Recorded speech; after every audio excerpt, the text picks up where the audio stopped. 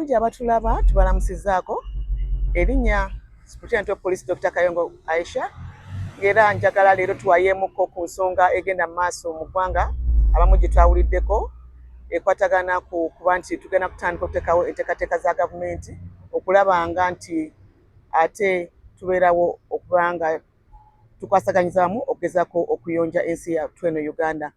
Enteekateeka eno y'emu ku zikwatagana ku kyenandiyise vision eya 2040 n'enteekateeka zonna endala eza gavumenti nga national development programs ze tulina okulaba nti twejja mu bwavu naye era nga tuba twogera ku nteekateeka ezo tetusobola kuva mu bwavu yadde okulaakulana nga tutaddemu nga tubeera n'abantu abalamu obulungi era abantu ababeera awantu awayonjo.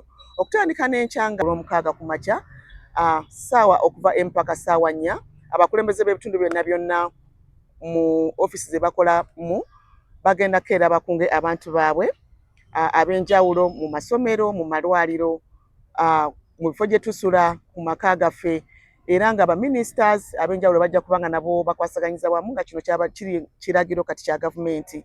Tinga era aba law enforcement tujja kubeerawo naffe nga Uganda Police essaawa ezo okuva ku makya paka ssaawa 4 buli muntu tujja musuubira essaawa ezo n'akusangira okuba nti ate ojja kukwasaganyiza wamu n'embeera eyo. Bantu bangi abagenda okubeera nga babeera mu nteekateeka zino. Ministry of Health egenda kubeerawo, KCC egenda kubeerawo n'abakulembeze bammwe ab'ebitundu ab'enjawulo bajja keera mulabe mugenda okukwasaganyiza mu bitundu byammwe ng'era bwe tugezezzaako okubalambululira ng'era tweyama era nga tukoowola abantu mwenna nti enkya olw'enkya lwe lutandika naye nga kino kigenda kubeerangawo buli Lwamukaaga olusembayo mu mwezi okuva enkya n'okudda mu maaso ng'era tunaagendanga nga tubalambika okubeerawo.